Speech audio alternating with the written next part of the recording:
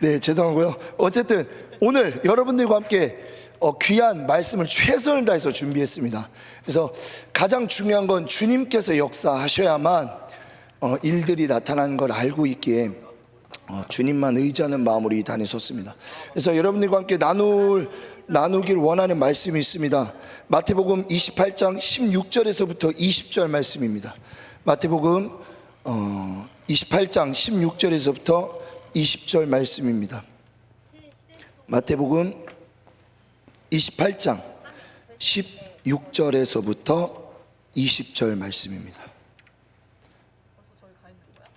마태복음 28장 16절에서부터 20절 말씀입니다. 제가 한 절, 여러분들이 한 절 함께 읽고 나아가겠습니다. 제가 먼저 읽겠습니다. 11 제자가 갈릴리에 가서 예수께서 지시한 산에 이르러 예수를 배웠고 경배하나 아직도 의심하는 사람들이 있더라. 예수께서 나와 말씀하여 이르시되 하늘과 땅의 모든 권세를 내게 주셨으니 그러므로 너희는 가서 모든 민족을 제자로 삼아 아버지와 아들과 성령의 이름으로 세례를 베풀고 우리 함께 선포할까요? 시작. 내가 너희에게 분부한 모든 것을 가르쳐 지키게 하라. 볼지어다 내가 세상 끝날까지 너희와 항상 함께 있으리라 하시니라. 아멘. 우리 잠깐 짧게 기도하고 시작하도록 하겠습니다. 하나님, 불쌍히 여겨 주옵소서. 하나님만 의지하는 시간이 되길 원합니다. 주의 음성이 들리는 시간, 은혜 받아 내 삶 전체가 완전히 변화되고 역전되는 시간이 되길 원합니다. 특별히 성령의 충만함을 허락하여 주옵소서. 주님의 놀라운 임재가 쏟아지는 예배가 될지어다. 회복과 치유가 있을지어다. 책망과 회개가 있을지어다. 성장과 성숙이 넘치는 예배가 될지어다. 하나님, 우리 청년 교회를 주목하여 주옵소서. 하나님, 부흥을 허락하여 주옵소서. 수많은 영혼들이 주님께로 돌아와 우리가 걷는 그 길, 나를 부인하고 십자가의 길로만 가는 그 길을 함께 걸어갈 수 있는 수많은 영혼들을 허락하여 주옵소서. 날마다 주께서 구원받는 자를 더하게 하시더라. 이 놀라운 역사, 사도행전적 역사가 하나님 우리 청년교회에 임할지어다. 역사가 일어날지어다. 예수님의 이름으로 간절히 기도합니다. 아멘. 여러분, 제가 이제 이런 책 안에 있는 내용을 함께 시작하기 원하는데요. 챗 GPT라는 AI를 한번 들어보신 적 있으신가요? 있다면 끄덕끄덕. 챗 GPT. 아마 그쪽 계열, IT 계열이나 뭐 여러 가지 그런 계열에서 일하고 계신 분은 잘 알고 있을 겁니다.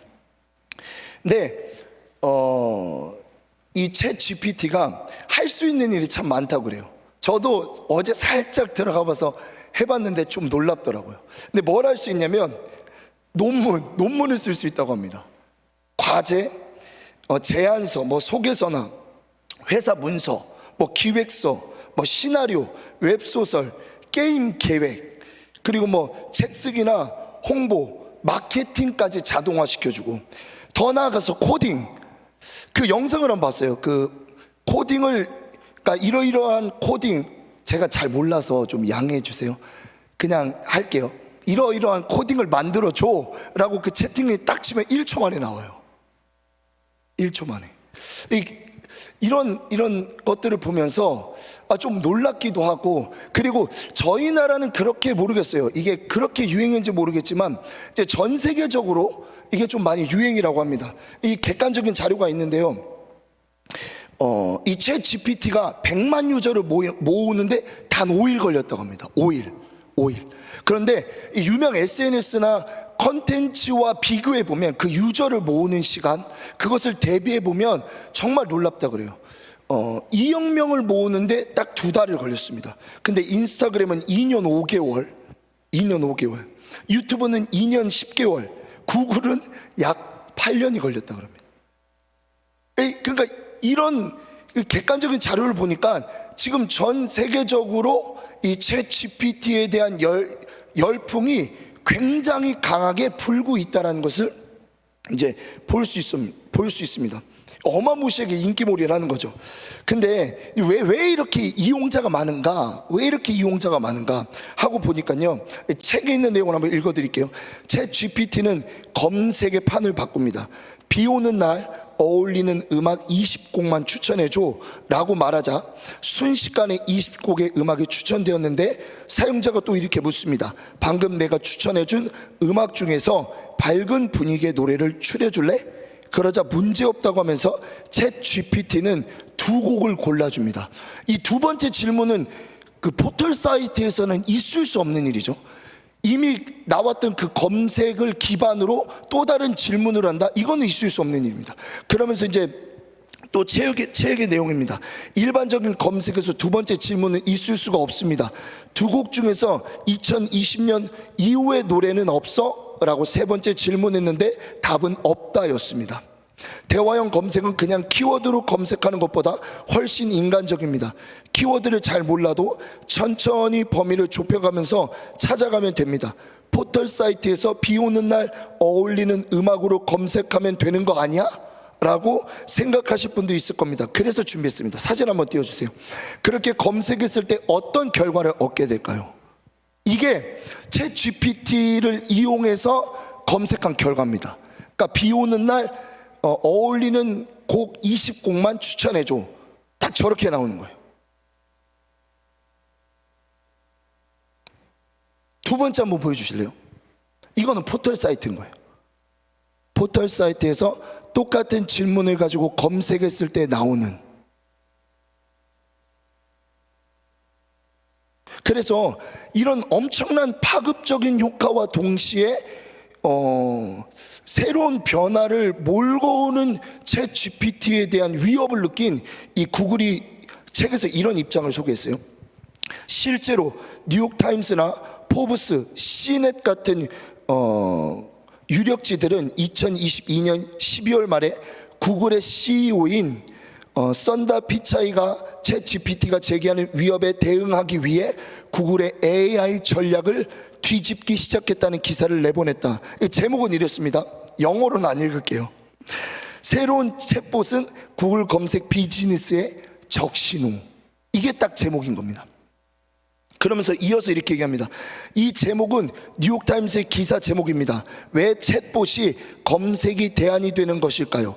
게다가 한국에서 아무리 네이버가 뜨고 일본에서 야후 재팬이 떠도 눈 하나 깜짝하지 않던 구글이 고작 베타 테스트가 발표된 챗봇 하나 때문에 비상이 걸렸다니요. 이유는 챗 GPT가 검색의 판을 바꿀 수 있는 기술이어서 그렇습니다. 진짜 구글이 두려워하는 이유를 또 설명합니다. 검색의 결과를 제공해서 광고 수익을 가져가는 구글이 챗 GPT의 코드 레드를 발동한 이유는 바로 이렇게 검색의 방법이 근본적으로 바뀌면서 그동안 쌓아왔던 돈을 벌 수 있는 경로와 프로세스를 완전히 뒤엎어 버렸기 때문이에요. 여러분, 폴라로이드 사진기 아시죠? 그 폴라로이드의 사진기의 최대의 장점이 찍었던 그 사진을 즉석에서 확인하고 즉석에서 인화하는 것 때문에 굉장히 화제가 됐죠. 근데 아쉽게도 2008년에 파산했습니다. 왜냐하면 그것과 똑같은, 그러니까 구조와 접근 방식이나 기술 면에서 틀리지만 얼추 비슷한 디지털 사진기가 나옴으로써 이 폴라로이드 사진기는 2008년에 뒤안길로 사라지게 됐습니다. 비교해봐도 여러분, 폴라로이드 사진기랑 디지털 사진기 여러분들한테 드리면 뭘 선택하시겠어요? 당연히 디지털 사진기죠. 당연하죠. 바보가 아닌 이상 폴라로이드를 선택할 사람은 없습니다. 당연히 디지털 사진기죠. 왜냐하면 기술적인 면이나 접근 방식이나 구조가 완전히 판도가 달라졌기 때문에. 그러니까 변화된 그 시대 흐름에 적응하지 못했던 폴라로이드는 결국 2008년에 파산합니다. 이런 교훈을 알고 있었던 구글이 코드 레드를 발동한 거예요. 챗 GPT가 가져온 시대적 변화에 맞게 새로운 삶의 방식을 추구하지 않으면 결코 살아남을 수 없기 때문에 지금 그 업계에서는 지금 굉장히 발빠르게 움직이고 있습니다. 생계가 달렸고 앞으로의 판도를 예측하거나 비교하거나 집중하지 않으면 어쩌면 자신의 모든 것들이 몰락할 수 있기 때문이죠. 그러면서 마지막으로 최근에 요소 이렇게 얘기합니다. 피처폰 아시죠? 이 두드리는 거, 그 햅틱 전 뭔지 아시죠? 스마트폰으로 넘어가는 것은 전화기에서 휴대용 컴퓨터로 넘어가는 것과 같은 아주 근본적인 변화였거든요. 하지만 피처폰에서 전 세계 1등을 장악하고 있던 노키아는 그런 변화에 적응하지 못하고 사라졌습니다. 덩치 큰 공룡이 새로운 변화에 적응하지 못하고 멸종되어 갔던 것처럼 말입니다. 노키아의 교훈을 알고 있던 사람들은 패러다임의 변화를 놓쳐서는 안 된다는 것을 너무나도 잘 알고 있었기 때문이에요. 그래서 그 책에서 이렇게 얘기해요. 더 나아가서 만약에 이 챗 GPT가 베타 테스트를 넘어서 상업용으로 대중에게 소개될 때 부정적이거나 두려워하지 말고 함께 공존하는 방식, 그리고 챗 GPT가 아직 갖추고 있지 못하는 능력을 우리가 빨리 배우고 습득해서 함께 그것을 활용할 수 있는 방안으로 모색하고 적응해야 된다고 합니다. 그러면서 다섯 가지 지침을 주는데요. 기획력이에요. 기획력.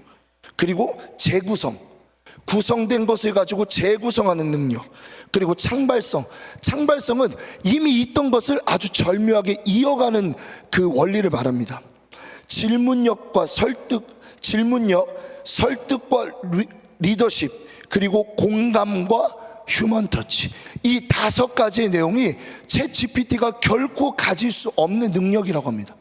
여기서 이 상세한 내용을 다 이룰 수는 없지만 지금 핵심은 무엇입니까? 여기서 말하는 핵심은 무엇입니까?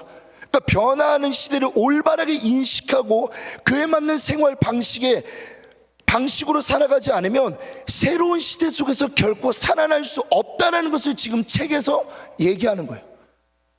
그러면서 문제제기라고요. 그 문제에 대한 올바른 인식을 얘기하고요. 그러면서 올바른 인식이 됐다면 이제 그 올바른 인식을 기반으로 올바른 행동을 얘기하는 겁니다. 근데 여러분, 신기한 건 이런 원리가 똑같이 영적으로 적용된다는 거예요. 근데 시대를 제대로 분별하지 못했던 이 바리새인들과 사두개인들이 예수님께 꾸짖음을 듣는 것으로 확인할 수 있는데요. 마태복음 16장 3절입니다. 제가 읽겠습니다. 아침에 하늘이 붉고 흐르면 오늘은 날이 굳겠다 하니 너희가 날씨는 분별할 줄 알면서 시대의 표적은 분별할 수 없느냐. 이거예요. 시대 보이는 트렌드나 유행은 너무나도 잘 알고 있는데 정작 진짜로 인지하고 올바르게 인식해야 될 시대적 상황은 전혀 인지하지 못했다는 거예요. 예수가 메시아고 그분의 죽음과 부활을 기점으로 새로운 시대가 반드시 도래할 텐데 이거에 대해서 전혀 인지하지 못하는 종교 지도자들을 보고 예수님께서 책망하셨다는 겁니다. 앞서 얘기했던 제가 챗 GPT의 내용을 소개하면서 핵심이 뭐라고 했죠? 앞으로 다가올 변화될 시대를 제대로 인식하지 못하면 올바르게 행동할 수 없다는 게 핵심이었어요. 그겁니다. 근데 안타깝게도 메시아를 죽였던 이 종교 지도자들이 딱 그 꼴이었습니다. 예수를 통해서 다가올 시대가 무엇이었는지, 그걸 통해서 어떻게 인식하고 행동해야 되는지 전혀 알지 못했습니다. 네, 여러분, 이 아두남이 오늘 우리에게도 있다는 거예요.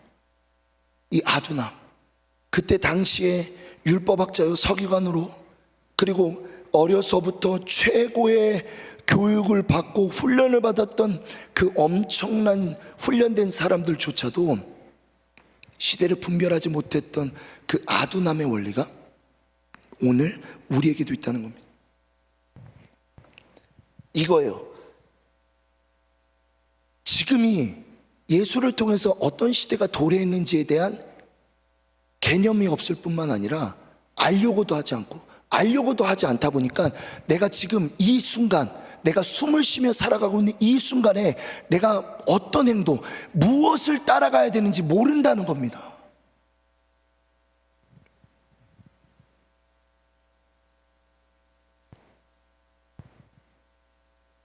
새 시대가 도래했는데 아직까지 옛 시대의 방식을 고집하는 사람들, 고수하는 사람들. 근데 안타깝게도 이 옛 시대의 방식이 이 사도 바울이 회심하기 전에 그의 삶 속에서 나타나는데요. 사도행전 22장 3절입니다. 나는 유대인으로 길리기아 다소에서 났고 이 성에 자라 가말리엘의 문화에서 우리 조상의 율법에 엄한 교훈을 받았고 오늘 너희 모든 사람처럼 하나님께 대하여 열심히 있는 자라. 그러니까 이겁니다. 최선을 다해 일하고 섬기고 봉사하며 기도하고 말씀을 받지만 그게 올바른 하나님의 뜻을 따르는, 즉 새 시대에 맞는 새 시대의 삶의 방식을 가지고 살아가지 않았기 때문에 헛된 열심이라고 하는 겁니다. 이것이 바로 옛 구시대 속에서만 통용되던, 구원받지 못한 저 세상에 있는 사람들 속에서만 최고의 트렌드고 유행으로 자리 잡고 있는 자기 열심이라는 겁니다. 그걸 너무나도 잘 알고 있었던 사도 바울이 로마서에서 유대인을 비판합니다. 로마서 10장 2절인데요. 내가 증언하노니 그들이 하나님께 열심히 있으나 올바른 지식을 따른 것이 아니니라. 자기가 이런 생활을 해본 것을 너무나도 잘 알았잖아요.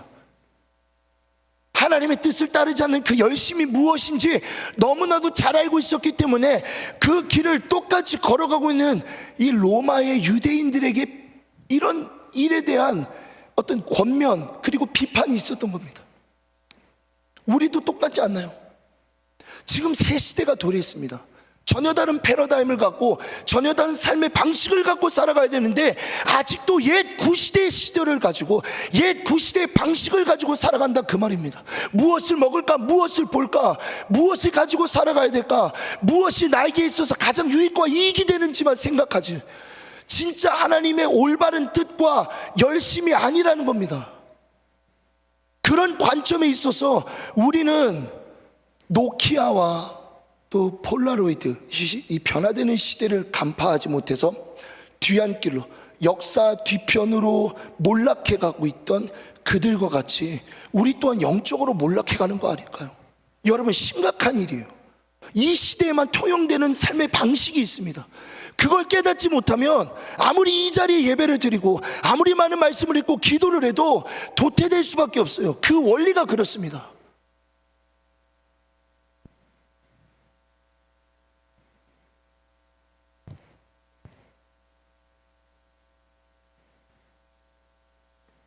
그러면 이런 질문이 있을 수 있어요. 그렇다면 영적인 새 시대를 올바르게 이해하고 그 새 시대에 맞는 삶의 방식으로 살아가기 위해 우리는 무엇을 해야 하는가? 저는 오늘 본문에서 두 가지를 소개하고 싶은데요. 첫 번째는 영적인 새 시대가 이미 시작되었음을 인식하기입니다. 두 번째는 사명을 중심으로 살아가기입니다. 첫 번째인데요, 영적인 새 시대가 이미 시작되었음을 인식하기. 마태복음 28장 18절인데요 예수께서 나와 말씀하여 이르시되 하늘과 땅의 모든 권세를 내게 주셨으니, 앞서 얘기했던 것처럼 예수의 죽음과 부활을 기점으로 새 시대가 도래했습니다. 새 시대가 도래했어요. 그러면 새 시대가 도래했다는 것은 그 시대에서만 맞는 삶의 방식, 패러다임이 있다는 겁니다. 틀이 있다는 겁니다. 그대로 살아가지 않으면 도태되거나 완전히 몰락할 수밖에 없다는 거예요. 통치자가 바뀌는 사건인 거예요. 통치자가 바뀌면 뭐가 바뀌죠? 제도가 바뀌고요, 교육이 바뀌고요, 가치와 철학이 바뀝니다. 삶을 살아가는 방식 자체가 완전히 바뀌는, 패러다임의 대전환이 일어나는 겁니다. 이 시대에서 이 시대의 대전환이 일어나는 겁니다. 그래서 이 예수 그리스도의 새 시대에 대한 이 내용을 이 하우 신약 주석에 이렇게 정리되어 있습니다. 제가 읽어드릴게요. 4장에 등장하는 시험의 산에서 사탄이 세상의 나라의 권세를 모두 가지고 있지만, 28장에 등장하는 승리의 산에서 사탄에게 속했던 권세가 예수님에게 속하게 됨을 독자들은 주목하게 된다. 예수님의 광야 시험이 사탄과 전쟁의 시작이라고 하면 이 전쟁의 결말은 그의 십자가와 부활의 사건에 있었다. 사탄과 그의 나라는 예수님의 십자가 부활 사건에서 결정적으로 패했기 때문에 그에게 속했던 권세는 이제 더 이상 그의 것이 아니라 부활하신 예수님의 것이 되었음을 예수님은 여기서 드러내고 있다. 그러면 이것을 지지하는 본문이 없을까요? 전 로마서 1장 4절을 얘기하고 싶어요. 우리 함께 읽어볼까요? 함께 읽어보겠습니다. 시작. 성결의 영으로는 죽은 자 가운데서 부활하사 능력으로 하나님의 아들로 선포되셨으니 곧 우리 주 예수 그리스도시니라. 여러분, 이 성결의 능력으로 부활하사, 이것은요 그냥 어떤 단순히 한 남자가 죽음에서 부활했다는 진리적인 내용만을 전달하는 게 아닙니다. 이 시대에서 이 시대로 대전환인 거예요. 옛 시대에서 구 시대로의 완전한 대전환이 이루어지고 있다는 것을 지금 여기서 로마서 1장 4절에서 얘기해 주는 겁니다. 이것을 지지하는 주석이 있는데요, 베이커 로마서 주석입니다. 그리스도의 부활이 새 시대의 계시를 알린다. 예수가 다윗의 아들로 지상에 사셨을 때 예수는 약함과 죄와 죽음이 특징을 이루는 육의 옛 시대 속에서 삶을 사셨다. 그러나 예수의 부활에서 예수는 옛 시대를 남겨두고 성령의 새 시대의 계시를 알렸다. 다른 책에서는 이렇게 얘기합니다. 그 바울 신학이라는 그 제임스 던이라는 신학자가 쓴 그 바울 신학의 책에서는 이렇게 얘기합니다. 예수의 부활은 새로운 시작, 더 이상 죄의 세력의 아래 있지 않고 사망의 그늘 아래 있지 않는 삶을 의미하였다. 무엇을 얘기합니까? 지금 이 본문, 그리고 제가 여러분들에게 얘기하고자 하는 게 무엇입니까? 예수의 죽음과 부활을 기점으로 지금 옛 시대에서 구시대로 전환이 됐습니다. 더 이상 죄와 어둠으로 물든 옛 구시대는 떠나갔고 이제 새 시대만 우리 앞에 놓여져 있는 거예요. 그것을 올바르게 인식해야 된다는 것을 여러분들에게 지금 말씀드리고 싶은 거예요. 그렇다면 우리는 왜 예수의 부활이 가져온 새로운 시대를 올바르게 인식해야만 하는가? 왜 이것이 사명의 길을 걸어가는데 그렇게 중요한가? 제가 왜 그렇게 여러분들에게 말씀을 드리고 논증을 해가면서 설득을 시키고 여러 가지 본문들을 인용하면서 여러분들에게 전달을 할까요? 너무나도 중요하기 때문입니다. 왜냐하면 올바른 인식은 올바른 행동을 가져오기 때문에. 이것이 대표적인 원리가 메타인지죠. 메타인지 학습법에서 메타인지를 이렇게 정의합니다. 한마디로 메타인지는 자신의 기억, 느낌, 지각하는 모든 것을 완벽하게 판단할 수 있는 능력. 좀 더 쉽게 예를 들어 볼게요. 그겁니다. 시험과 직장 내 프로젝트를 가지고 이제 우리가 설명을 할 수 있는데요, 올바르게 자기 객관화가 된 사람들, 자기의 능력의 한계를 알고 있는 사람들은 그런 어려움이 딱 닥쳤을 때 이렇게 인지를 합니다. 3일이면 돼. 10일이면 모든 것들을 다 준비하고 발표를 잘 할 수 있을 거야. 그러면서 준비를 합니다. 근데 자기 객관화, 그러니까 메타인지가 떨어지는 사람들은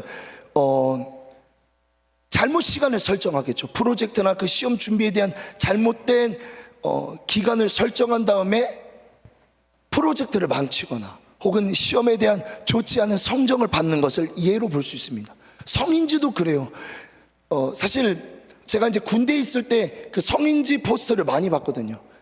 군내에서 나타나는 이 성적인 문제가 왜 일어난다고 모두들 얘기하냐면 잘못된, 그러니까 올바르지 못한 성인지 때문에 그렇게 올바르지 못한 행동이 나타난다고 다 얘기합니다. 그래서 공공기관이나 여러 기관에서 성인지에 대한 교육을 굉장히 중요하게 실시하고 있죠. 그런 차원에서 올바른 인식, 올바른 인지가 올바른 행동을 낳는다는 원리가 여기서도 적용되는 겁니다. 그래서요, 저는 이렇게 얘기하고 싶어요. 지금 영적으로 새 시대에 살고 있는데 그 영적인 새 시대에 맞는 삶의 유일한 방식은 사명을 따라가는 길. 그러니까 이거예요. 예수의 죽음과 부활을 통해서 새 시대가 도래했고, 그 새 시대 속에서만 맞는 삶의 방식이 뭐냐면, 전 이렇게 정의하고 싶어요. 오직 사명을 따라가는 길. 오직 사명을 따라가는 길. 저와 함께 선포할까요? 저와 함께 선포합니다. 오직 사명을 따라가자. 오직 사명을 따라가자. 아멘. 사명을 따라가는 길입니다. 이 사명을 따라가는 길이 새 시대에 맞는 삶의 방식이라는 거예요. 그 시대에 맞는 새로운 패러다임이라는 거예요. 새로운 틀이라는 겁니다. 그게 아니고서는 그 새 시대 속에 완전히 도태되고 버려질 수밖에 없다는 거예요.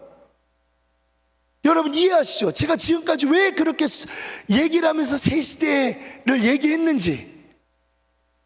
아멘. 맞습니다.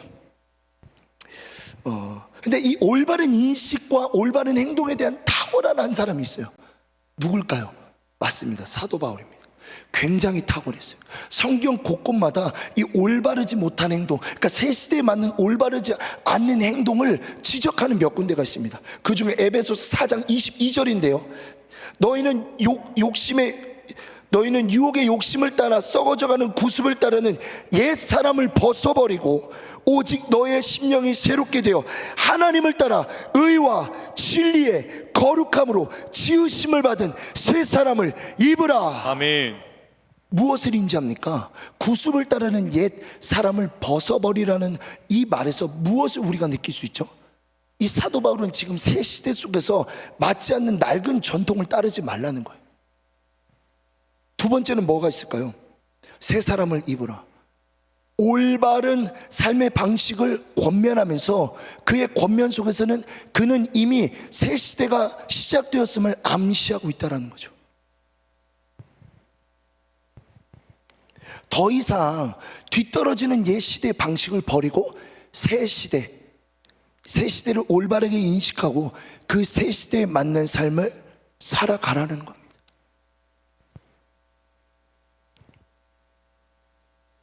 또 다른 본문에서도 그런 원리를 적용하는데요. 로마서 1장 1절과 1장 5절입니다. 새 번역이 이를 더 명확하게 얘기하는데요.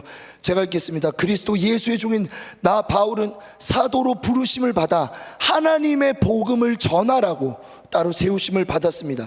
1장 5절입니다. 우리는 그의 이름을 전하여 모든 이방 사람으로 하여금 믿어 순종하게 하려고 그를 통하여 은혜와 사도의 직분을 받았습니다. 이거죠.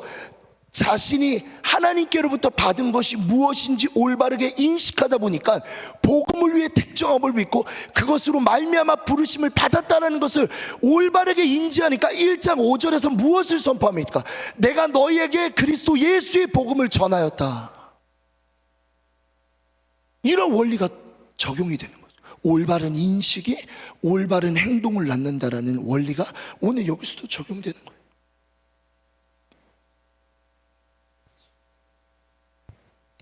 그래서 저는 바래요. 사실 이 새 시대를 읽고 이 새 시대에 맞게 삶을 살아간다는 것 자체가 영적이지 않으면 결코 살아갈 수 없습니다. 왜냐하면 눈에 보이지 않기 때문에 그렇습니다.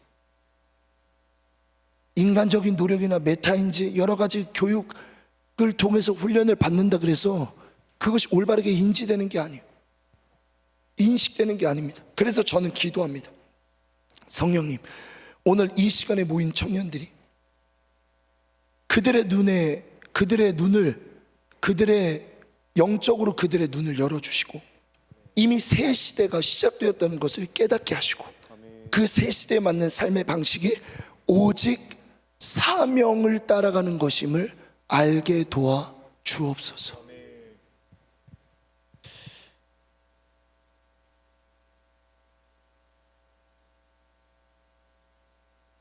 그러면 두 번째입니다. 여러분들과 나누고 싶은 두 번째인데요. 새 시대를 올바르게 인식하고 그 새 시대에 맞는 올바른 행동을 하기 위한 두 번째는 사명을 중심으로 살아가기입니다.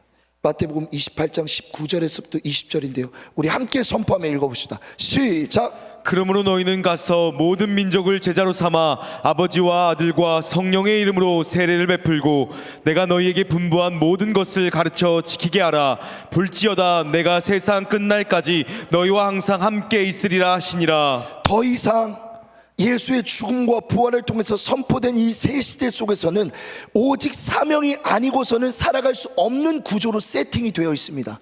진짜 내가 예수로 구원을 받고 그분을 따라가고자, 그분의 뜻을 따르고자 한다면 직장보다, 그리고 좀 더 나아가서 가족보다, 그리고 내가 진정으로 사랑했던 그 사람보다 중요한 것은 오직 사명이라는 걸 여러분들에게 말씀하고 싶습니다.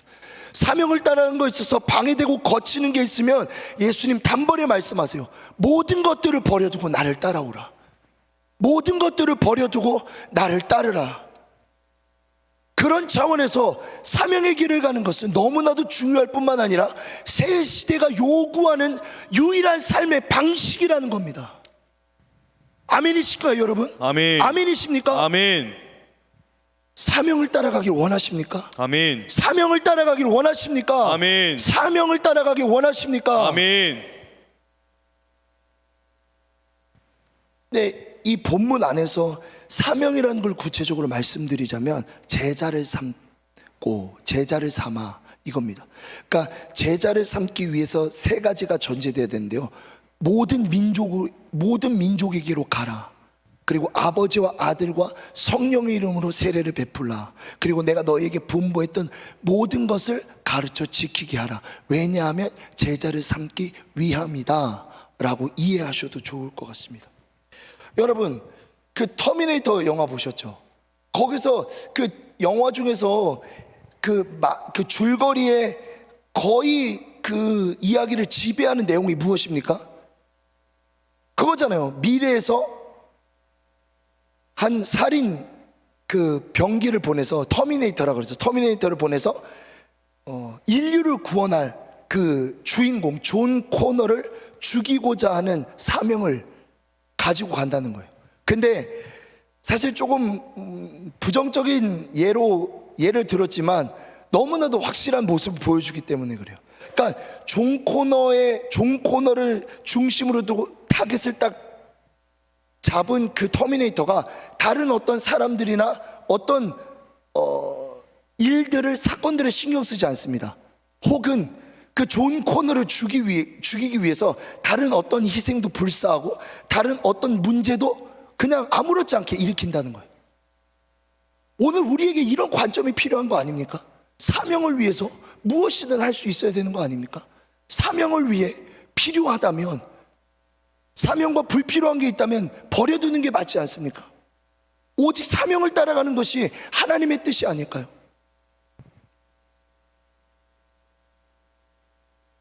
근데 이런 사명을 중심으로 살아가는 모습이 처음 교회가 태동될 때인 초대교회의 모습에서 극명하게 드러납니다. 사도행전 2장 28절입니다. 베드로가 이르되 너희가 회개하여 각각 예수 그리스도의 이름으로 세례를 받고, 세례가 나왔습니다. 죄 사함을 받으라. 그러면 성령의 선물을 받으리니. 사도행전 5장 42절입니다. 그들이 날마다 성전에 있든지 집에 있든지 예수는 그리스도라고 가르치기와 전도하기를 그치지 아니하니라. 사도행전 11장 26절인데요. 만남에 안디옥에 데리고 와서 둘이 교회에 1년간 모여있어 큰 무리를 가르쳤고 제자들이 안디옥에서 비로소 그리스도인이라 일컬음을 받게 되었다. 우리가 가장 닮고 싶은 교회의 모습이 초대교회죠. 근데 그 초대교회조차 우리에게 보여주는 모범이 바로 예수 그리스도의 복음을 전하는, 제자를 삼고 세례를 베푸는 그 사명을 중심으로 살아갔다는 겁니다. 무엇을 먹든 무엇을 입든 무엇을 가르치든 무엇을 위해 모였든지 간에 그 한 궁극적인 목적은 오직 사명을 따라가는 거였어요. 사명을 중심으로 살아가는 거였습니다. 어떤 핍박 가운데서도, 어떤 어려움 가운데서도 제자를 삼는 거에 있어서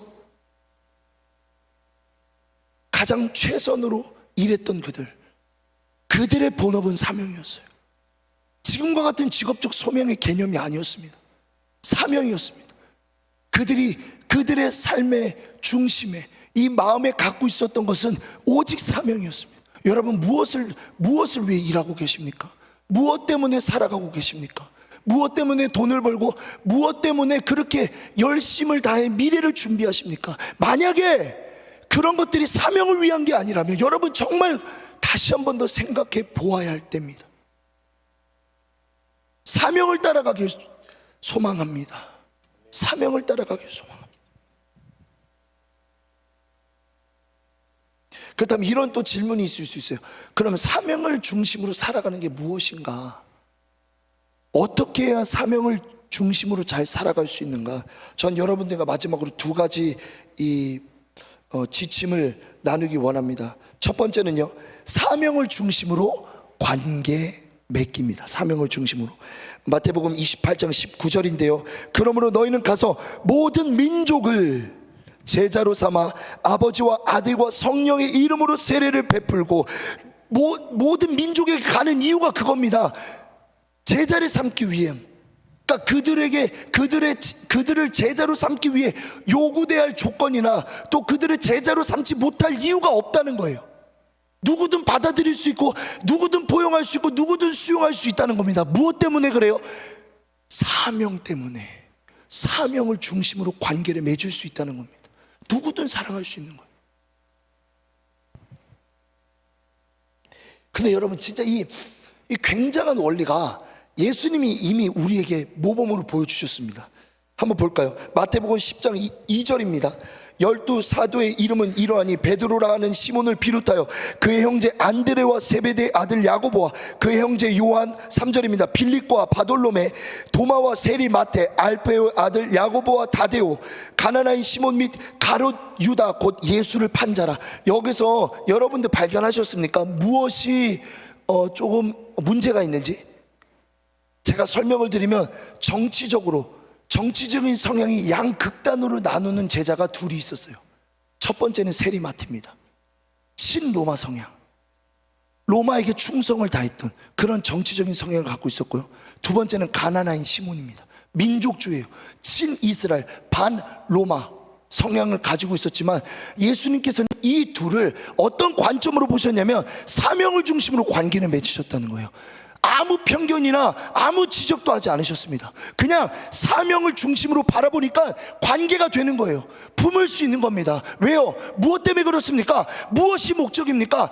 제자를 삼는 거기 때문에. 사명을 중심으로 관계를 맺으면 그것 말고 우리에게 진짜 중요한 게 무엇이 있습니까? 그것 말고 우리에게 으뜸이 되거나 1순위 되는 게 무엇이 있어요? 이게 안 되니까 교회 안에서 정말 많은 관계적인 문제가 일어나는 거 아닙니까? 무엇을 관점으로 바라보라고요? 사명을 중심으로 관계를 바라봐야 합니다. 사명을 중심으로. 어떤 선입견도 없었어요. 어떤 선입견, 어떤 백그라운드인지, 어떤 출신인지, 얼마나 가방끈이 짧고 긴지 그거에 대한 어떤 평가도 없으셨습니다. 어떤 이유 여하를 막론하고 제자를 되기 위해서 어떤 조건이 붙여져서도 안 돼요. 어떤 이유에서도 제자가 되지 못할 만한 이유도 있으면 안 됩니다. 제가 이제 하나님의 은혜로 2월달 그 중순쯤에 이제 선교를 갔다 왔죠. 저는 이 선교를 딱 정의했을 때 제가 갔다 왔던, 이렇게 조금 정의하고 싶어요. 한여름밤의 꿈. 그러니까 너무 행복했습니다. 너무 즐거웠고, 그리고 함께 이제 저를 포함해서 14명인데 이제 13명이 같이 갔다 왔죠. 그러니까 모르겠어요. 그 친구들을 보면 참, 그러니까 예전에 없었던 이 무슨 마음일까요, 이게? 예전에 없었던 조금 더 뭔가 이제 애틋한 마음이, 그런 마음이 참 많이 들더라고요. 근데 상권 여러분들 똑같습니다. 오해하시면 안 돼요. 상권 여러분들은 더 제가 이제 마음에 두고 있습니다. 진짜네. 네. 그런데 제가 이제 그 선교사님의 이야기 중에 마음에 여운이 남는 게 딱 하나 있어요. 뭐냐면 너무 신기한 게 이렇게 말씀하시더라고요. 전도사님, 제 사역의 핵심은 관계예요. 관계. 근데 제가 너무 신기했던 건 뭐냐면, 그러니까 사실 그 복음을 전할 수 없는, 근본적으로 복음을 전할 수 없는 나라입니다. 라오스라는 나라 자체가. 근데 어딜 가나 복음을 전할 수 있는 길이 열리는 거예요. 어딜 가나. 그러니까 학교를 가든 어떤 사역제를 가든 막 선교사님을 보면 반기고 막 안아주고 막 인사하고 막 악수하고, 뭐 선교사님은 뭐 그거에 대답이라도 하듯 막 이따만 하는 보다 그 얼마나 빵을 많이 샀을까요? 제가 한 진짜 엄청 많이 샀어요. 막 1000개 이상, 1000개 너무 과장됐나? 조금 과장 보태서 1000개. 그거를 싸들고 각 사역지마다 돌아다니는 거예요. 그러니까 뭐냐면 이런 개념, 이런 마인드를 갖고 계시더라고요. 12광줄이 무조건 남아야 된다. 그러니까 모질하면 안 된다. 그런 사역의 철학을 갖고 계시더라고요. 나눠주려면 뭐 없는 것보다 많이 주는 게 낫지, 뭐 알아서들 하겠지. 그러면서 막 정말 많은 사역 물품과, 그리고 거기서 수고하시는 그 라오스 리더들에게 막 용돈도 주시고, 어떻게 안 사랑할 수 있겠습니까? 어떻게. 그런데 이 관계적인 핵심, 그 관계를 관점으로 성사님을 바라보니까 진짜 은혜됐던 게 뭐냐면 그거예요. 라오스 제자들을 대하는 그 대함이 너무 참 은혜 받았는데, 그러니까 후진국이라고 얘기하면 안 되죠. 개발도상국, 그러니까 우리나라보다 한참 못 사는데도 그거를 가지고 평가하거나 기준 삼아서 제자를 되네 못 되네 그런 말씀 안 하시더라고요. 정말 신기했던 거는, 그러니까 식당이 비싸든 안 비싸든 제자들을 데려오시는데, 진짜 신기했던 거는 그들의 동생까지 데리고 와요. 그러니까 제자들뿐만 아니라 그 제자들의 친구, 동생들까지 싹 다 와가지고 정말 맛있는 걸 먹이시더라고요. 가는 곳마다 동행하겠어요. 그러면서 얘기 들어보면 막 진짜 막 못 먹어서 영양실조 걸 때는 병원 가서 막 약도 헤매기고 병원에 막 입원도 시키고, 부모가 아프면 부모 병원 보내서 케어, 일일이 케어 다 하고, 어딜 가나 관계를, 사명을 중심으로 관계를 맺다 보니까 누구든 친구할 수 있고 누구든 부모일 수 있고 누구든 사랑할 수 있는 거예요. 여러분, 오늘 우리에게 이런 관계가 필요합니다. 다른 게 아닌 거예요. 나한테 어떻게 했어. 쟤만 보면 막 눌리는 게 있어. 막 견고한 진이 있어. 그거 파쇄시키셔야 됩니다. 그것을 파쇄시킬 수 있는 유일한 길은 뭐다? 사명을 중심으로 관계를 맺는 겁니다. 아멘이십니까 여러분? 아멘. 함께 선포합시다. 사명을 중심으로 관계를 맺자. 사명을 중심으로 관계를 맺자. 아멘, 아멘, 아멘, 아멘. 아멘. 너무 중요한 거예요. 너무 중요한 거예요.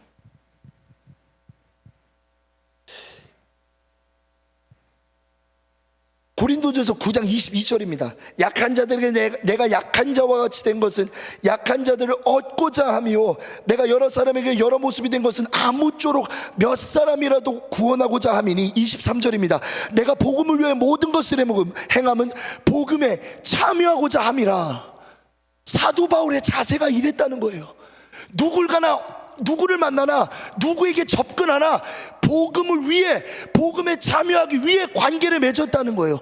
율법의 메인 사람이 아니지만 율법의 메인 사람들에게 가서 관계할 수 있었던 것은, 그 매개는 오직 복음, 사명, 제자를 삼기 위한 관계였다는 겁니다.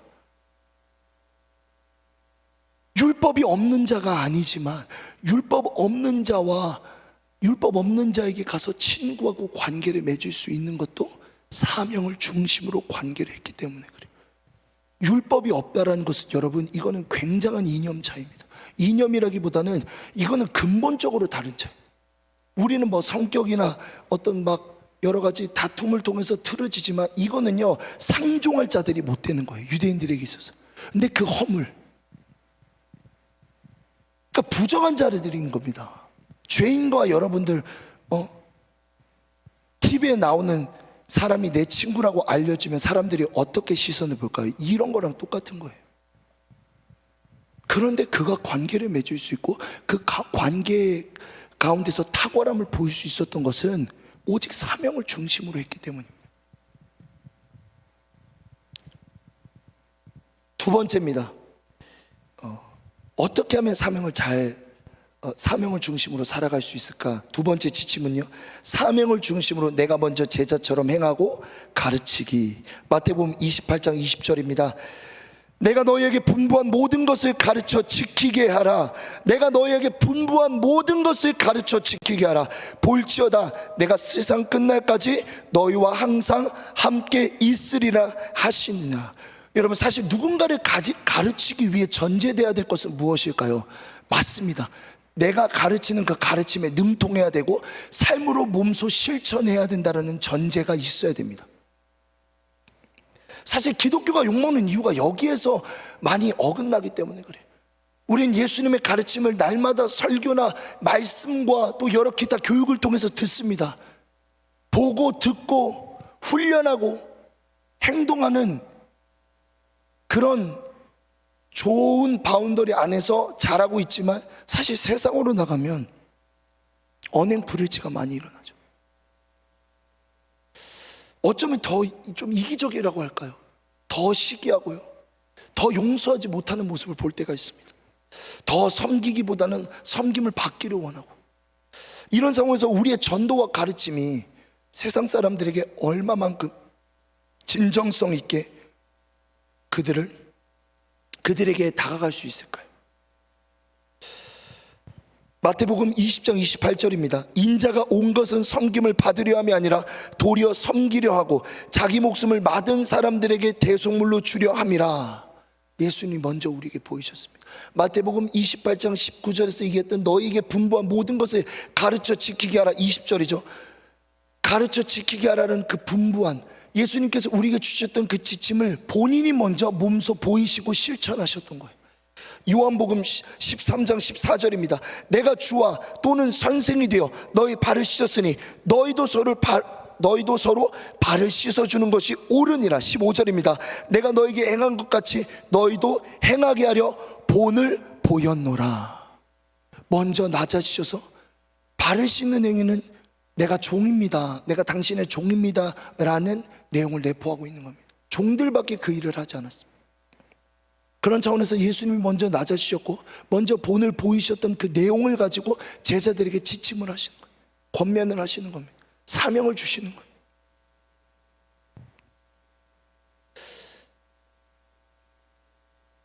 예수님이 먼저 제자들 그리고 성경을 통해서 우리에게 보이셨던 그 행동을 가지고 그 분부한 것이죠. 그것을 가지고 모든 민족을 제자로 삼아 가르쳐 지켜야 된다는 겁니다.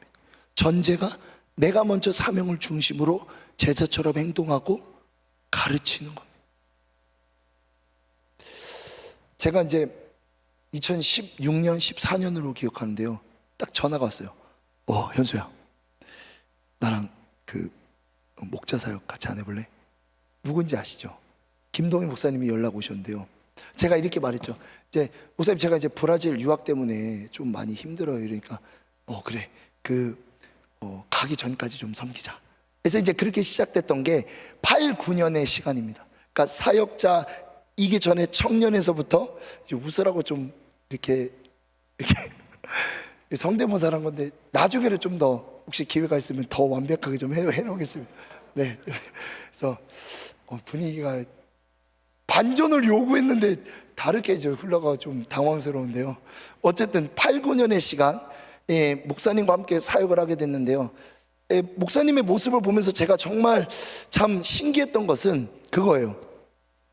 사역에 대해서 단 한 번도 부정적으로 얘기하신 적이 없어요. 안 해, 못해, 힘들어.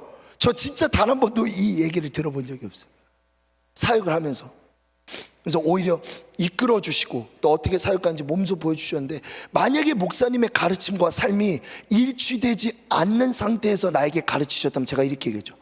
자기나 잘할 것이지. 삶과 가르침도 일치 안 되는데 왜 나를 가르치시지? 이렇게 하지 않았을까요?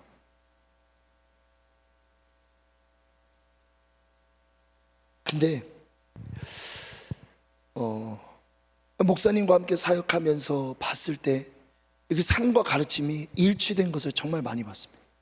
사실 말로 가르침을 받기보다는 삶으로 참 많이 배운 것 같아요. 어떻게 사역을 해야 되는지, 어떻게 신방을 하고, 어떻게 기도해야 되는지, 어떻게 설교를 해야 되는지, 어떻게 목회를 해야 되는지, 어떻게 이런 어려운 상황에서 지혜롭게 헤쳐나가야 하는지 몸소 보여주셨거든요. 몸소. 이게 그 원리 아닙니까, 여러분? 내가 먼저 제자처럼 행하고 가르치기.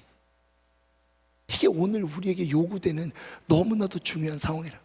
여러분, 제가 그러지 않나 막 따지세요. 전사님, 왜 삶과 가르침이 일치가 되지 않아요? 몇몇 분도 벌써 표정이 이렇게 변해가지고 막 설교 끝나고 막 얘기할 것 같은데, 아무튼 너무 중요하다는 거죠. 삶과 이 가르침이 일치되는 놀라운 조화, 그걸 통해서 누군가를 가르쳤을 때에 드러나는 진정성, 오늘 우리가 갖추어야 될, 그리고 우리가 받아들여야 될 지침이 아닌가, 저는 그렇게 생각합니다. 이 사도 바울에게서도 이런 이 삶의 모습이 나타나는데요. 사도행전 20장 31절인데 우리 함께 읽어볼까요? 시작. 그러므로 여러분이 일깨어 내가 3년이나 밤낮 쉬지 않고 눈물로 각 사람을 훈계하던 것을 기억하라. 지금 내가 여러분을 주와 및 그 은혜의 말씀에 부탁하노니 그 말씀이 여러분을 능히 든든히 세우사 거룩하게 하심을 입은 모든 자 가운데 기업이 있게 하시리라. 내가 아무의 은이나 금이나 의복을 탐하지 아니하였고 여러분들이 아는 바와 같이 이 손으로 나와 내 동행들이 쓰는 것을 충당하여 25절 함께 선포합니다. 시작. 범사에 여러분에게 모본을 보여준 것과 같이 수고하여 약한 사람들을 돕고 또 주 예수께서 친히 말씀하신 바 주는 것이 받는 것보다 복이 있다 하심을 기억하여야 할지니라. 이제 에베소 교회에서 오랜 세월 사역하다가 주님의 부르심을 받고 다른 사역지로 가게 된 이 사도 바울의 내용입니다. 전제는 그거예요. 내가 떠날 때 분명히 너네를 해치는 이 거짓 선지자들이 들어올 텐데 그때에 내가 너에게 본을 보여주고 가르쳐 줬던 것을 굳게 잡아라. 그 기반은 주의 말씀이라는 겁니다. 사도 바울이 먼저 에베소 교회 성도들에게 보여줬던, 내가 먼저 제자처럼 행하고 가르쳤던 그 원리가 오늘 이 사도 바울의 눈물 나는 고백 가운데서 우리가 들여다볼 수 있다는 겁니다. 여러분, 저는 오늘의 설교를 이렇게 정리하고 싶습니다.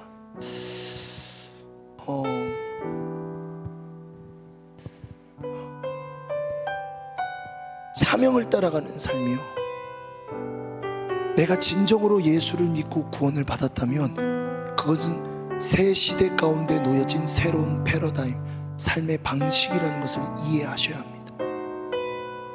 안타깝지만 그렇게 살아가지 못하는 사람들은요, 아무리 하나님의 영광을 위해 일을 하고 돈을 벌며 최선을 다해 무언가를 한다 할지라도 사도 바울이 전에 자신이 회심전에 경험했던 올바른 뜻을 따르지 않는 열심이 그냥 하나님께 아무런 유익 없이 부어지는 거예요. 여러분, 사명을 따라 살아가기를 권면합니다. 여러분, 사명을 따라가야 돼요. 직장이요, 어떤 관점으로 잡아야 될까? 하나님, 내가 어떤 영혼을 구원하고자, 내가 어떤 사람을 제자로 삼기 위해 어떤 회사를 가야 합니까? 누구를 제자로 삼게? 근데 우린 이거 고려하지 않잖아요. 얼마나 많은 영혼, 얼마나 많은 목적. 여러분, 이거는 세상 사람들이 하는 생각입니다. 여러분, 만약에 그 생각을 아직도 갖고 계신다면 버리셔야 돼요.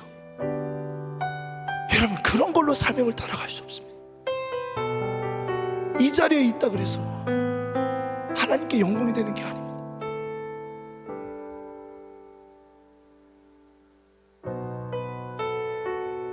삶과, 여러분들의 삶과 또 주님께로 받는 그 양육이 일치되어 정말 아름다운 삶을 살아가기를 축원합니다. 정말 축복합니다. 여러분, 시대가 악해요. 이제 정말 얼마 남지 않은 것 같습니다. 그런데 이 급박한 이 시대 때에 여러분, 누구랑 싸울 시간이 없어요. 사명을 기준으로 바라보세요. 다 그냥 죽으면 되는 거예요. 그 사람 발 앞에 엎드리는 겁니다. 무엇 때문에 그렇습니까? 주님이 먼저 우리에게 본을 보이셨죠. 주님이 먼저 우리에게 은혜를 베푸셨는데 우리는 10,000달란트를 빚져 탕감받은 자인데 그 500데나리온, 얼마 10,000달란트에 비해 아무것도 안 되는 그 500데나리온이 얼마 한다고 그것을 용서하지 못하고 사명의 길에 막힌 사명의 길을 갑니까?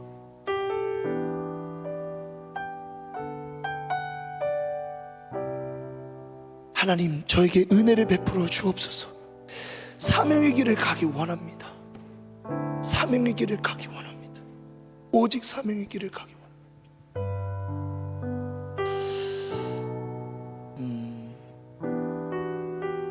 제가 이제 말씀을 준비하면서 떠올랐던 찬양인데요, 보내소서라는 찬양입니다. 보내소서.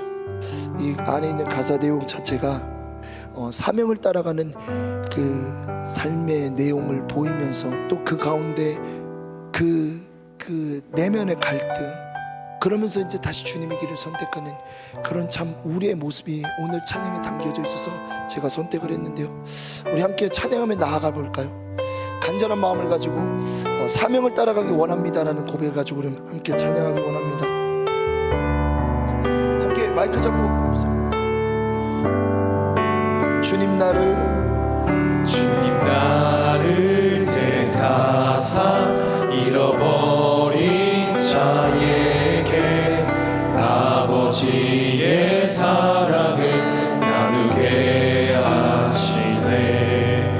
어두움을 밝히며 차가운 마음 녹이는 진리의 빛 전하게 하소서. 고백합니다. 주님 나를 택하사, 주님 나를 택하사 잃어버린 자에게 아버지의 사랑을 나누게 하시네.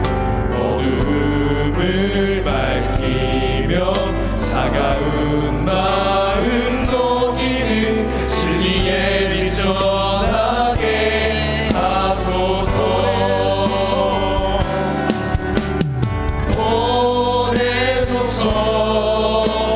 시련이 찾아올 때도 주님의 눈물 기억하게 하소서.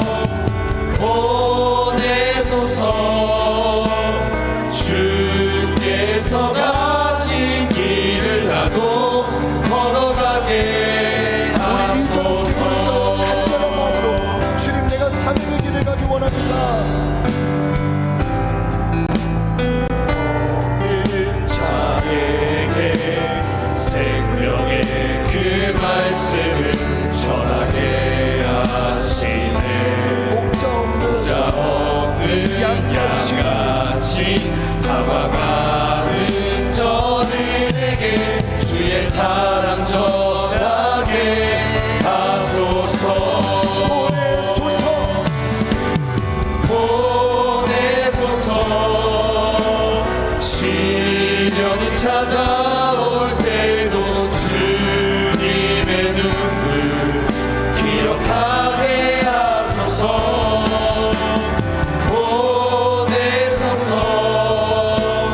주께서 가신 길을 나도 우리 힘차게 보내소서. 사명의 길로 보내소서.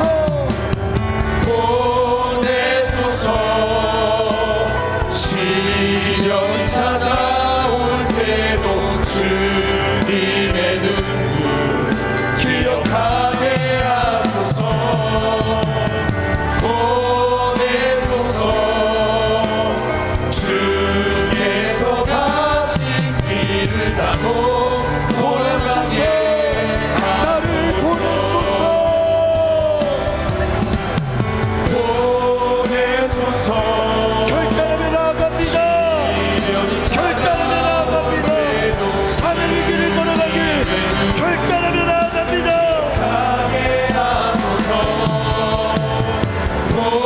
보내소서.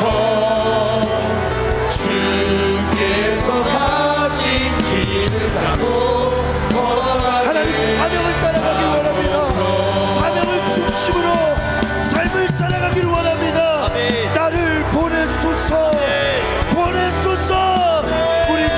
세 번 쳤고 한숨하여 기도합니다.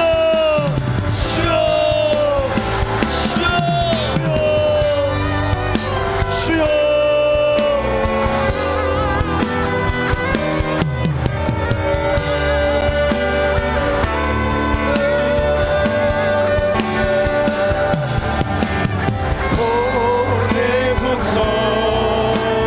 시련이 찾아올 때도 주님의 눈물 기억하게 하소서. 보내소서. 주께서 가신 길을 나도 걸어가게 하소서. 사명의 자리로 나를 보내소서. 주의 사명을 따라가기를 원합니다. 하나님 기도를 하시나요? 오직 사명을 따라가기를 원합니다. 사명을 따라갈지어다. 사명을 따라갈지어다. 주께서 가신 길을 나도 걸어가게 하소서.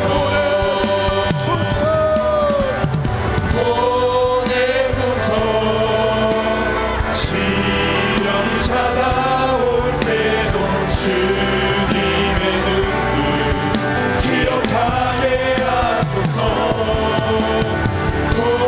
보내소서. 주께서 가신 길을 나도 걸어가게 하소서. 우리 한 번 더 기도하길 원합니다. 정말 중요한 건요, 새 시대엔 올바른 인식, 그것보다 더 중요한 건 올바른 행동입니다. 만약에 내가 아직도 새 시대 가운데 옛 구시대의 생활 방식을 따르고 계십니까? 열심을 다해 주님을 섬기고 예배하지만 그것이 올바른 지식이 아니라면 그것은 헛된 열심이라고 말씀하고 있어요. 그것이 결국 삶으로도 이어진다는 겁니다. 나의 가치, 모든 선택과 결정의 기준, 내가 저 회사에 들어가는 이유, 내가 저 사람과 교제하며 관계하는 이유, 나의 모든 가치, 철학, 지혜, 이것이 사명의 기준으로 되지 않는다면 여러분 옛 구시대의 생활 방식을 가지고 있는 것 고민하기를 원합니다. 이 시간 그 옛 구시대의 견고한 삶의 진들이 파쇄되기를 원합니다. 하나님 끊어지길 원합니다. 하나님 나를 지금까지 얽매이게 하는 이 옛 구시대 죄의 삶의 방식들이 예수 이름으로 끊어질지어다. 예수 이름으로 끊어질지어다. 결단했으면 좋겠습니다. 여러분 결단하세요. 옛 구시대의 방식을 끊기를 결단합니다. 우리 것을 놓고 주님 이름 세 번 잡고 기도합니다.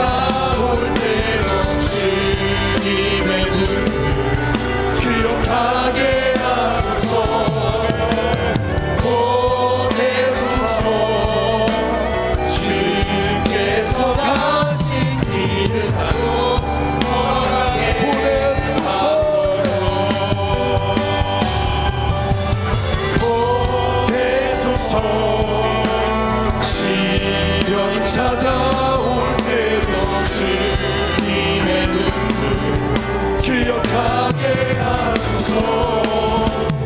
보내소서. 주께서 하신 길을 따로 우리 마지막으로 결단의 기도 제목을 가지고 나아가기 원합니다.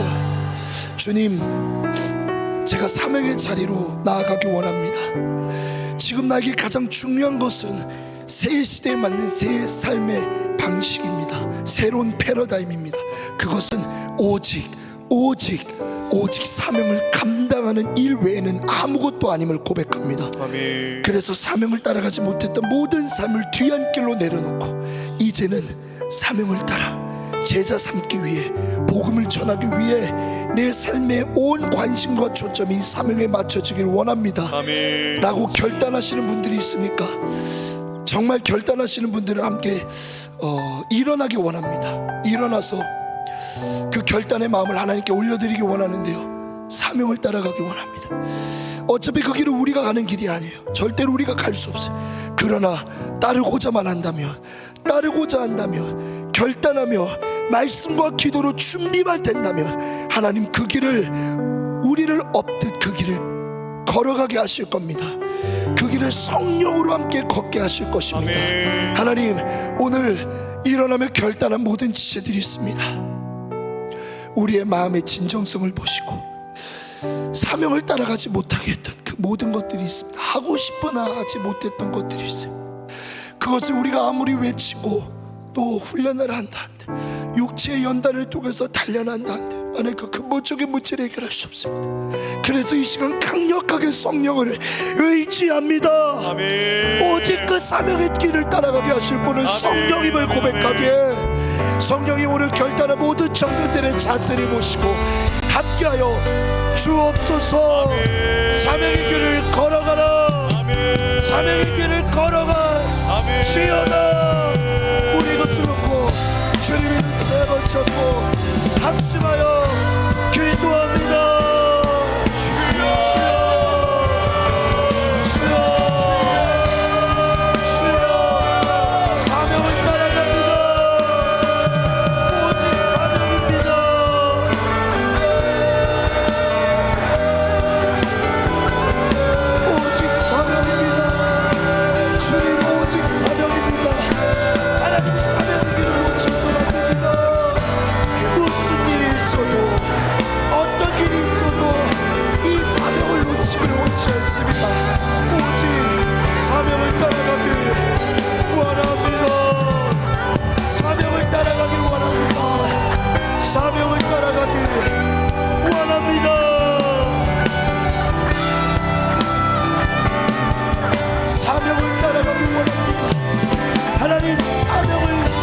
사명을 허락하여 주옵소서.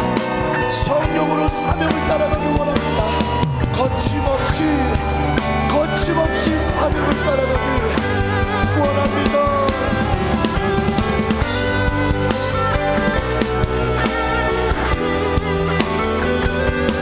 사명을 따라가길 원합니다. 주님 오직 사명입니다. 사명은 아무것도 없음을 고백합니다. 사명을 따라갈 때 나의